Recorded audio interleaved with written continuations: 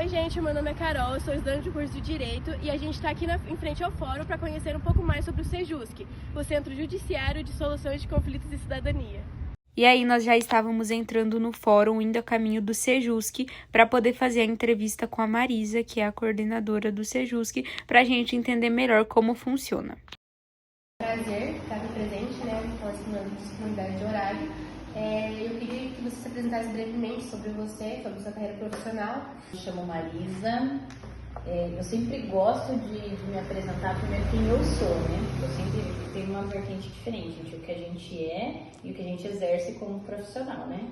Então, eu tenho 2 filhos, um adolescente e uma pequenininha de 5 anos.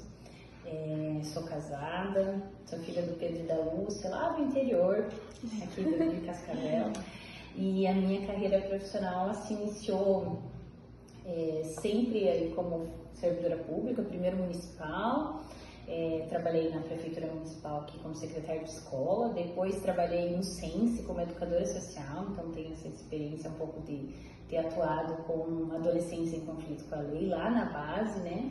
E fui uma das primeiras 5 mulheres que atuaram em campo com eles. As mulheres ficavam num serviço mais de logística e não atuavam diretamente com eles. Depois, com o concurso do tribunal, né, sou servidora aqui do tribunal como técnica judiciária desde 2010, vou fazer 15 anos em dezembro, então faz uma caminhada significativa. Atuei em gabinete de magistrado como assessora por algum período, e em 2014 eu vi o professor de vocês, o Bruno, entrando e saindo do gabinete onde eu trabalhava para falar com a magistrada, e ouvi ele comentar sobre, né, essa questão de mediação. E aí a curiosidade bateu forte, fui pesquisar e fui pedir para ela o que era isso e pedi uma chance para fazer o curso. Então fui fazer o curso enquanto mediador em 2014, lá em Toledo com o Dr. Rodrigo e o Bruno. O Bruno foi meu instrutor, né? Meu primeiro incentivador aí lá em 2014. Depois de lá a gente então trouxe o Sejusc para a comarca de Cascavel em 2016. Em 2019 eu me capacitei como instrutora também, reconhecida pelo CNJ, né, com a formação, para estar formando novos mediadores. E desde esse período, então, fiquei à frente aí do Sejusc e venho desenvolvendo essa política autocompositiva aí na comarca de Cascavel. Primeira pergunta: quais são os principais objetivos do Sejusc na promoção da mediação e conciliação? Bom, o Sejusc, principalmente falando em âmbito nacional, ele foi criado com a intenção de implementar uma política pública nacional que é da autocomposição. E de regra, implementando essa política pública, a gente tem várias situações positivas, tanto para o cidadão que procura o Poder Judiciário, quanto para o próprio Poder Judiciário. Uma delas é isso, né, diminuir a quantidade de processos.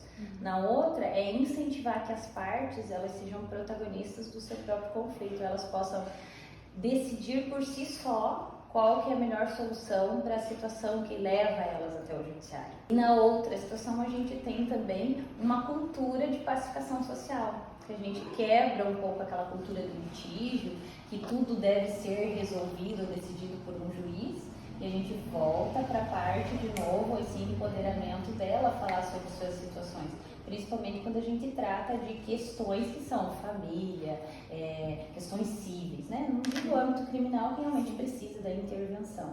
E a gente deixa daí para o Poder Judiciário realmente essas situações que as pessoas não teriam mais como resolver. Então a gente, consequentemente, a gente vai aumentar a qualidade da prestação jurisdicional, porque aí os juízes que hoje se encontram sobrecarregados, né, todo o Poder Judiciário, teria mais tempo para se dedicar a processos que realmente precisam dessa intervenção. E outras situações que tratam mais, às vezes, da vida privada da pessoa, de que ela mesma tem que cumprir lá no seu dia a dia, poderia ser conversar através de um diálogo, assim, em um ambiente como esse, elas poderiam estar conversando e verificando qual que é o melhor interesse para eles naquele momento. Segunda pergunta: como o Sejusc tem trabalhado para aumentar a conscientização sobre a importância da mediação e conciliação na resolução de conflitos? O Sejusc de Cascavel, ele nasceu em 2016 aqui, né? Então vejam, da resolução 125 do CNJ, que é de 2010, para a Lei de Mediação de 2015, nós nascemos um ano depois, né? Então, nós vamos fazer 10 anos. Aí a gente pensa, nossa, faz 10 anos que a gente falou no critério de tempo, né?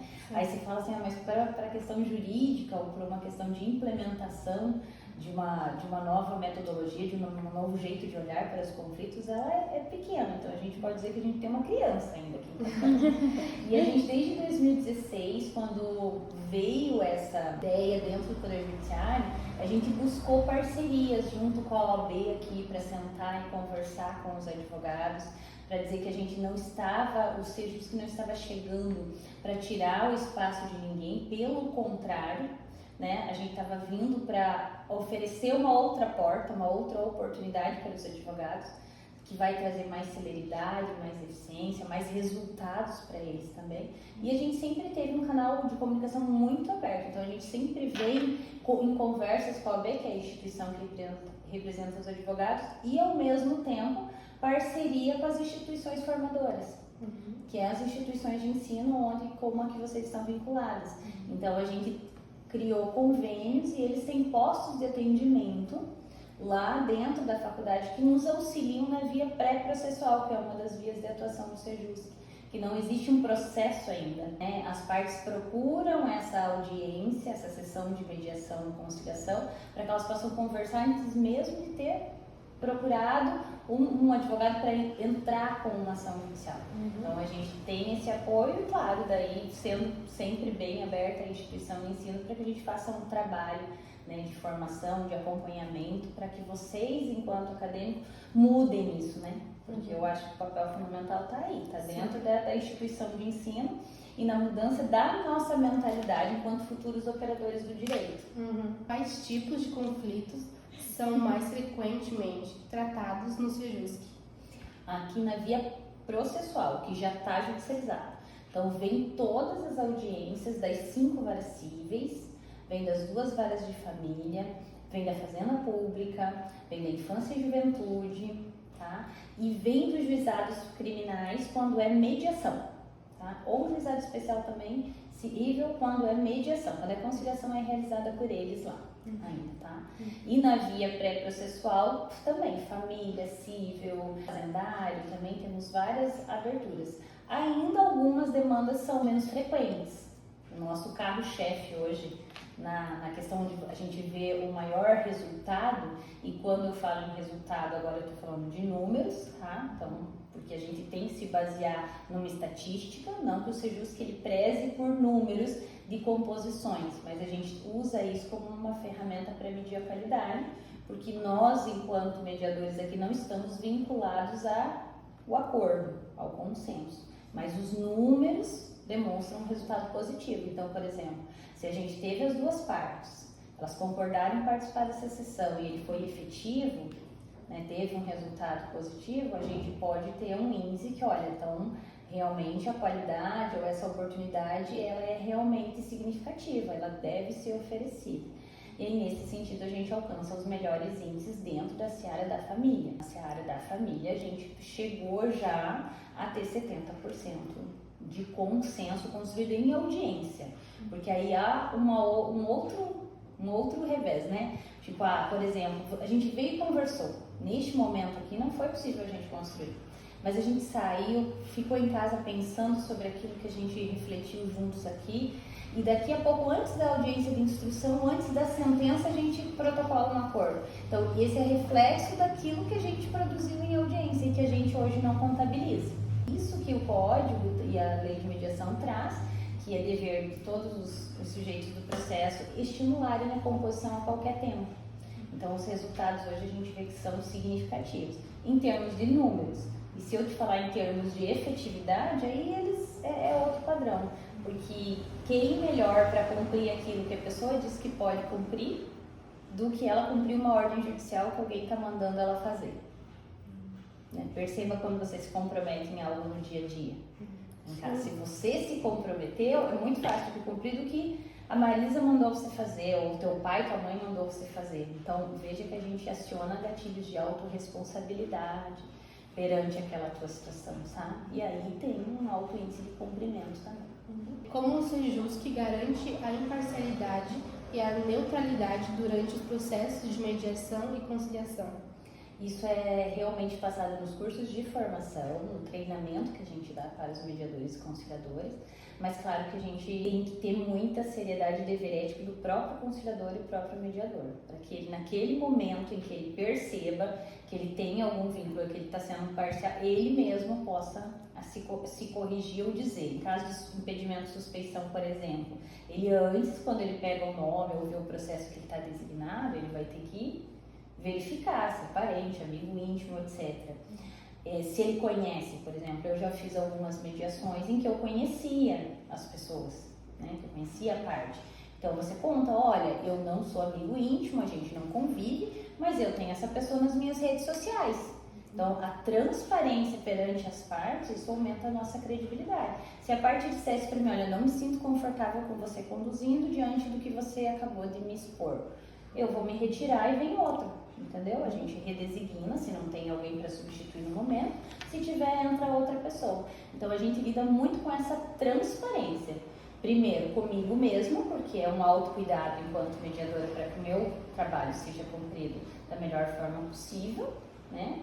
E um cuidado com o outro, como que eu gostaria que cuidassem da minha situação, como eu cuido da situação do outro. Então é muito isso, da gente ter esse dever ético de cuidado, que a gente tem um código de ética, e do compromisso em que a gente tem enquanto mediador e enquanto conciliador. Quais são os critérios considerados na seleção dos mediadores e conciliadores que atuam no Sejusc?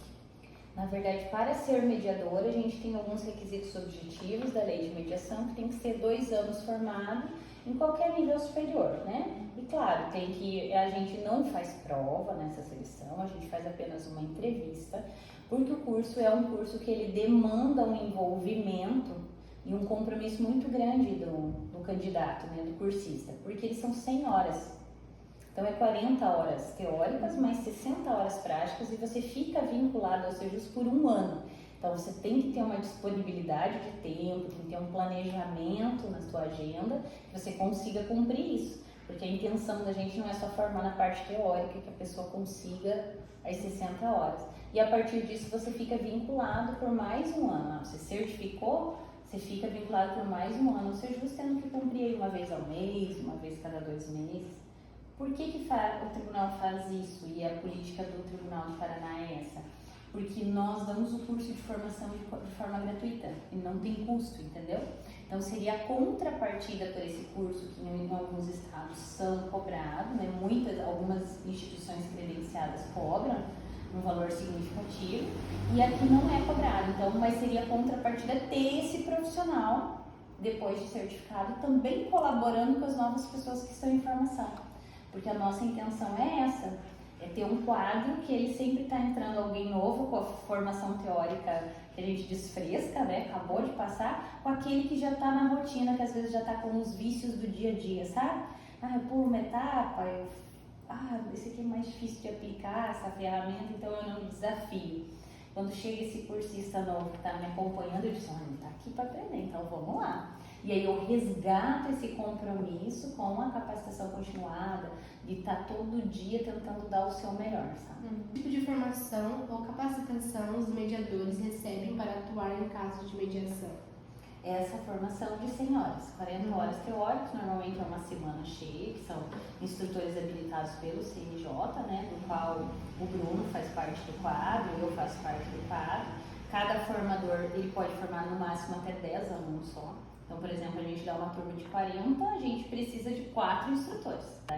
Essas 40 horas. A partir desse momento, o pessoal é cadastrado no sistema do tribunal, então a gente fica vinculado, e ele começa a ser designado para os processos. Então, ele tem 20 horas que ele cumpre como observador, ou seja, ele só assiste, para ele entendendo como é que funciona a prática real. E aí, na sequência, ele vai em mediação, sempre com outra pessoa, tá? Até ele dizer assim, não, olha, eu acho que eu já consigo conduzir sozinho, se ele quiser se desafiar, senão a gente sempre tem esse quadro visando o aprimoramento, sabe? Independente da área, né? Todas as áreas são bem-vindas. É óbvio que o curso de Direito tem um pouquinho mais de facilidade, porque os termos jurídicos usados por advogado, quais que são os pedidos, doutor, né? A guarda, o que é uma guarda, compartilhada unilateral, que enquanto profissional mediador, nós temos a desvinculação da profissão de origem. Ou seja, em que pese eu tenho formação em direito, eu não posso opinar juridicamente naquela situação que eu estiver mediando. Eu até posso falar para o doutor, olha, em que pese eu tenho clareza sobre quais são os tipos de guarda, eu gostaria que o senhor explicasse para a parte. É o advogado que está ali que explica, entendeu? Então, por isso que a gente sempre fala que o Sejusc não veio para tirar espaço de ninguém. A gente veio para cooperar, porque naquele momento o especialista é o advogado, é ele que vai tirar as situações. Se for numa situação pré-processual, por exemplo, que não é obrigatória a presença do advogado, e a gente percebe essa ausência de clareza com relação aos aspectos jurídicos com que a parte está se comprometendo, a gente suspende a sessão e encaminha ele para um atendimento com o advogado, seja no núcleo de prática jurídica, onde vocês têm, se é caso de assistência judiciária gratuita, ou se a parte tenha uma situação econômica mais favorável que pode custear um advogado, a gente indica que ela venha acompanhada de advogado que busque orientação nesse sentido, não é dado nenhum tipo de situação. Então, por isso que as outras profissões também são importantes e são muito benéficas, só que a gente tem que tomar esse cuidado, entendeu? Porque, por exemplo, eu pego um profissional da área de psicologia, ele tem que cuidar para ele não querer dar conselho terapêutico no momento, não é o caso, tem que haver essa desvinculação, entendeu? Agora, todas as profissões são muito bem-vindas. Por exemplo, se a gente está falando de um contexto possível de envolve uma arquitetura, um condomínio, um prédio, uma obra, e a gente tivesse um engenheiro, a capacidade dele em perceber os detalhes naquilo que está sendo dito é maior. Porque às vezes a gente tem que estudar, né? Eu já várias sessões, eu pedi, olha, não entendi o que é isso que vocês estão falando, vocês podem me explicar? Já peguei o computador, já fui ver o que era que eles estavam falando para mim visualizar. Porque se você não compreende o que a parte está te trazendo, como é que você vai auxiliar no processo de comunicação, né? Então todas as áreas são bem-vindas e todos têm um potencial a explorar. Mas é óbvio que algumas situações jurídicas, daí todo mediador vai aprender, né? Como redigir um termo, quais são as funções que tem que estar no termo para depois o juiz conseguir homologar e isso ter uma força de sentença para não mandar para ratificar para uma nova sessão. Então tudo está alinhado. Assim como a gente, como mediador, também tem que andar nas outras áreas também para conseguir compreender, às vezes, as situações que as pessoas trazem. O Sejusc mede o sucesso dos processos de mediação e conciliação que realiza. Na verdade, a nossa situação pela qualidade é como as pessoas saem daqui, independente se deu consenso ou não. Então, é aplicado um formulário, uma pesquisa de satisfação, as partes não precisam se identificar. Esse é um canal formal, né, que a gente tem para avaliar. E o outro é delas, pelo feedback delas. Olha, realmente não deu, mas eu gostei de estar aqui, eu me senti ouvida, realmente achei que é o único momento dentro do momento processual que a parte é ouvida. Ah, Marisa, mas não tem audiência de instrução e julgamento, se a parte for poder dar o depoimento pessoal, mas se ela der o depoimento, ela vai falar livremente? Ou ela vai só responder o que o juiz pergunta? E às vezes ela não, isso não vem ao caso. Isso não vem ao caso, não precisa, vamos se ater a sua pergunta, né? Ela já leva aquele corte, né? Aqui não, aqui a gente escuta, a gente faz uma pergunta, olha, o que ele trouxe até o judiciário? Qual é a situação que a senhora gostaria de relatar, que o senhor gostaria de expor? Então é aberto para eles, independente se eles vão trazer uma questão que é de fato ou se eles vão trazer uma questão que é jurídica, de direito. Pelo contrário, a gente estimula que eles falem sobre as emoções deles mesmos, porque tudo tem uma raiz, né? Todo conflito ele tem uma raiz. E nós somos compostos aí por 100% entre razão e emoção. E 90% de nós toma decisões ou reage a emoções. Então tudo tem um coisa. Por isso, vocês estão fazendo terapia no judiciário? Não é terapia, mas tem fins terapêuticos. Uma conversa como essa que a gente está tendo neste momento, ela não traz uma sensação, nossa, olha que de bem-estar, agora eu tive um pouco mais de clareza, teve entendimento, agora algumas coisas fez sentido pra mim. Tudo tem fim terapêutico, até mesmo um café, uma cuia de chimarrão com o vizinho, né? Então, é claro que tem fins terapêuticos, mas não é terapia dentro do judiciário, tá bom? Quais são os principais desafios enfrentados pelo Sejusc no dia a dia? Os desafios que a gente enfrenta Hoje em Cascavel não são assim em questão de gestão por parte de advogados, pelo contrário, nós temos uma comunidade muito bem estruturada. E isso aqui eu falo Ministério Público, Defensoria Pública muito atuante junto ao Sejusc, OAB também tem comissões de mediação, comissões específicas, então temos uma linha de acesso muito grande que as instituições de ensino também. Hoje algumas questões nossas ainda são estruturais, quesito de investimento nessa política pública judiciária, porque a gente foi reconhecido com status de unidade judiciária em 2019, então no Paraná ainda não tem a estrutura de unidade. E essa questão estrutural a gente foi conseguindo aos poucos, e hoje a gente carece um pouco de equipe, então a gente tem um quadro de conciliadores remunerados, mas ainda não tem um quadro de mediadores, e hoje tem uma resolução no tribunal que essa função deveria ser custeada pelas próprias partes, que nenhum outro período no auxiliar da justiça, tá? Mas ainda a gente não tem essa cultura, então a mediação acabou perdendo um pouco a força, mais que a gente, dentro da audiência de conciliação, use técnicas de mediação. Então o que a gente está hoje, no nosso desafio, é retomar essa mediação e mostrar para as pessoas como ela pode ser positiva. Só que como ela é um processo totalmente voluntário, a gente depende dessa percepção, inclusive dos operadores dos direitos. Daqui a pouquinho vocês vão estar com seus clientes aí, de mostrar os benefícios talvez de um momento como esse. Então é um caminho árduo ainda, a gente tem nesse sentido. A gente tem algumas organizações do tribunal reconhecendo agora que começou a sair lotação paradigma, que é de lotar servidores específicos dentro do Sejusc. Uma vez eram só servidores em serviço de contraturno. Então a gente está caminhando para uma estrutura cada vez um pouco mais sólida, né? Mais efetiva, para que o serviço seja cada vez de maior qualidade. Hoje a maioria dos colaboradores nossos são vínculo de estágio, e é um vínculo que você sabe que é temporário. E se eu acabei comentando com vocês que para ser mediador ou conciliador judicial a gente precisa de 1 ano, quando eu acabo de capacitar o colaborador que está comigo, ele tem às vezes mais 1 ano só.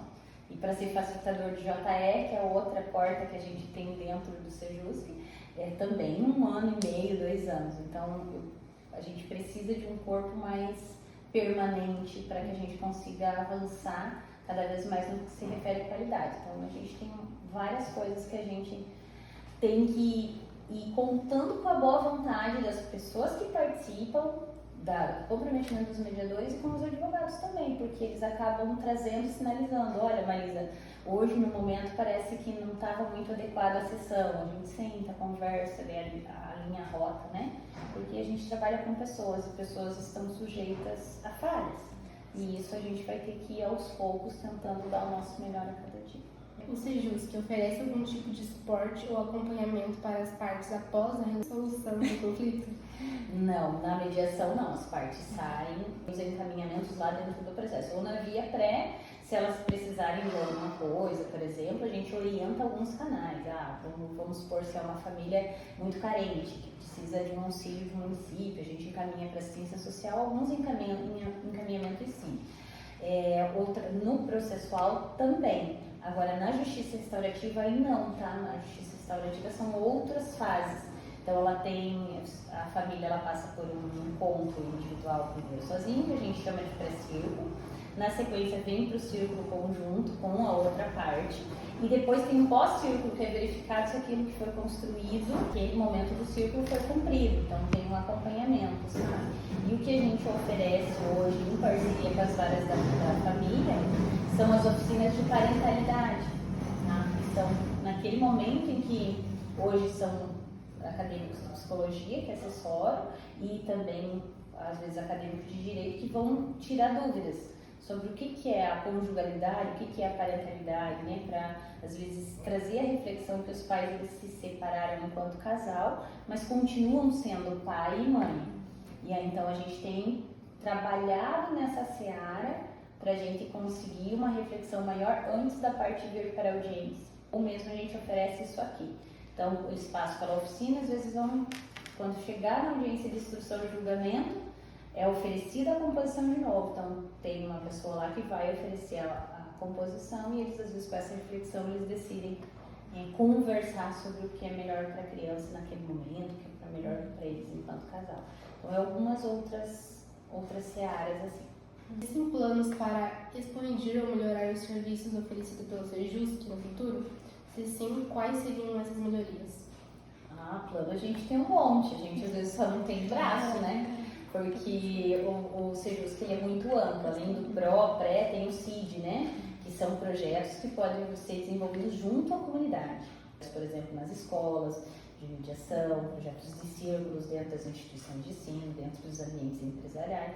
Só que a gente não tem hoje é a estrutura humana, porque o trabalho do Sejusc é muito artesanal, ele depende muito do ser humano, sabe? Eu sempre falo que é como se você estivesse produzindo uma obra de arte ali, né? Então precisa do toque humano, precisa da sensibilidade para qualquer atuação que tiver. Então hoje, como a demanda nossa é muito grande no PRO, a gente até na via pré, a gente vai mais com calma, porque senão eu não consigo atender com qualidade a demanda que vem. Então a gente está caminhando para se estruturar a ponto de poder divulgar esse serviço amplamente. Então a gente já fez algumas divulgações, mas ainda com parcimônia. Por isso, por a gente ainda ter uma capacidade de atendimento que não é uma capacidade que pela demanda de Cascavel, de toda a quantidade de projetos que a gente pode oferecer, a gente conseguiria dar conta com a qualidade que as pessoas merecem.